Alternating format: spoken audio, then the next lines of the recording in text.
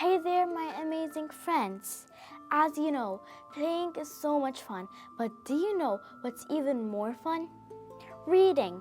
Reading can get you to magical places and it can also let you learn new things. So come on with us so we can read our new story for today.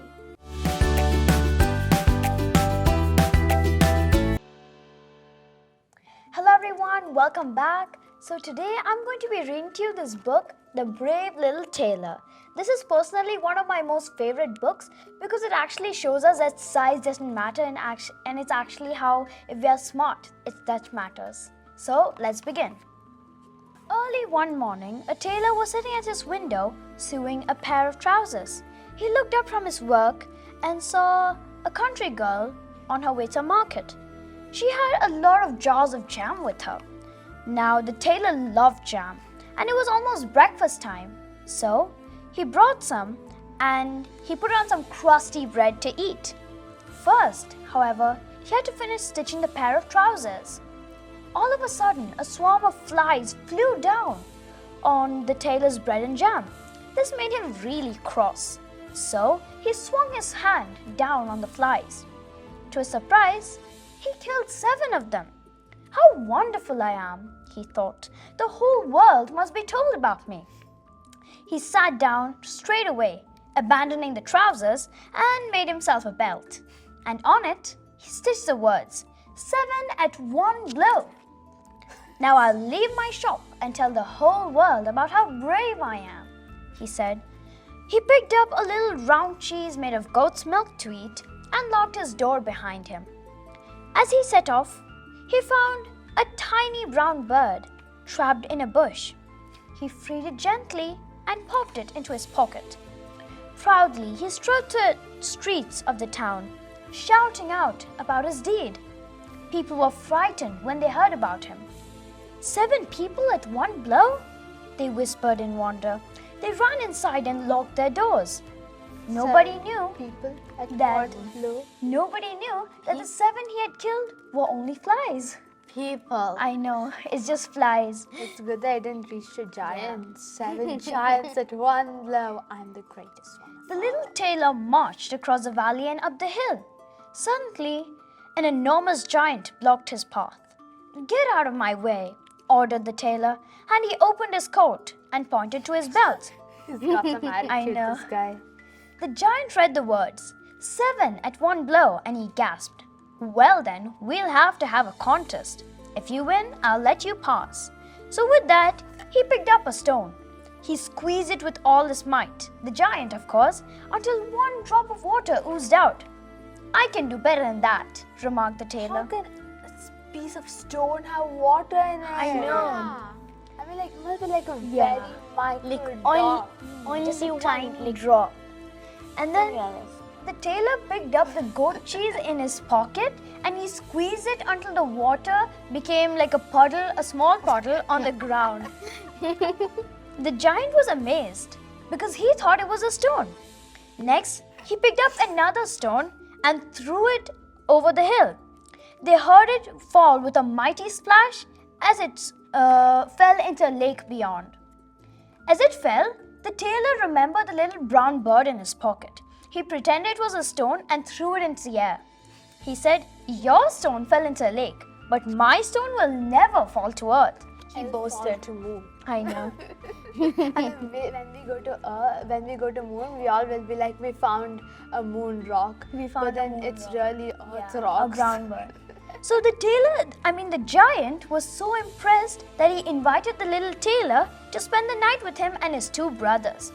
After supper, they gave the tailor an enormous bed to sleep in. It was too big for him and too cushiony, of course, so he slept in the corner of the room instead. Yeah. So these 3 giants were very worried about him. So when they thought he was asleep, they took their heavy clubs and began beating the bed so much that they broke it. But since the tailor had been in his corner the whole time, he was quite safe. So next morning, he was up quite early and he was whistling and singing. So the giant was so shocked that their terrible beating had failed to kill him that they ran away in fear. After many miles, he came to a palace. And when the soldiers of the palace guard came by, they saw his belt, 7 at one blow. They rushed to tell the king.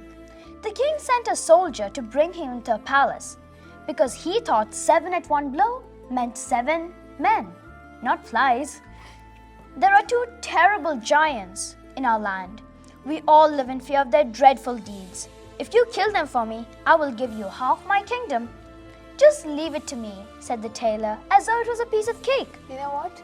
It's a good thing that he killed flies and not ants. I mean, ants are even smaller than flies. I know. So if he killed ants at 7 in one blow, it would have been far more ridiculous than Yeah. this fly.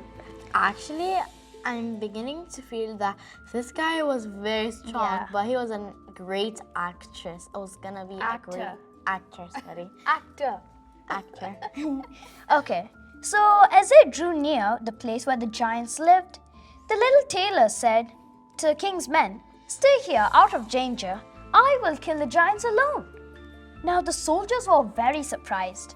How could anybody be so brave? The tailor crept along quietly, looking all around him for the 2 giants. Then quickly he filled up his pockets with the heaviest stones he could find. Then he climbed up a tree. Silently, he dropped a stone on the head of one of the snoring giants. At least he's got good aim. I know. I mean, that's the only thing that he'll lack for Yeah. him. But then he's got luck this Yeah. time. I thought that he's gonna bring like an effect in the No. No. And then he dropped a stone on the second snoring giant as well. They both woke up very angry, thinking that the other had struck him. The next moment, the giants were fighting. In their anger, they ripped up trees and hurled them at each other. They fought so hard that they rolled through the forest and they finally fell down the cliff. Now the brave little tailor returned to the palace to claim his reward. But the king had one more task for him. Catch me, the unicorn who roams in my forest. No, actually, yeah, the boar unicorn. more. The boar unicorn who roams my forest. What's a boar unicorn? Don't ask. May I see? Yeah, boar unicorn. Maybe a boar who has a horn. Maybe. Catch me the unicorn Maybe. and the wild boar. Oh, He no. wants to. Yeah. Only then will I give you half my kingdom. No sooner said than done, said the little tailor. He began to run as fast as he could. Then, all of a sudden, the unicorn came up behind him. Then, immediately, the tailor leapt behind a tree. The unicorn couldn't stop, and his single horn got stuck in the tree's bark. So, the tailor's cunning had captured the unicorn. The tailor came out super happy, thinking, "How clever and strong I am." The next moment, he became really scared because a wild boar came bounding furiously down the path. He ran for his life. As he ran, he spotted a hut. He dashed towards it and flung open the door. And he leapt sideways at the last moment. The boar couldn't stop. He rushed past him and into the hut. And the tailor slammed the door shut. Trapped. The boar was trapped. Now, the king's huntsman was super terrified.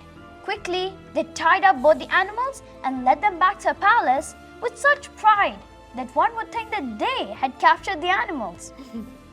The king was overjoyed. "Take half my kingdom. Stay with us, brave little tailor. Our kingdom will always be safe with the man who killed 7 at one blow."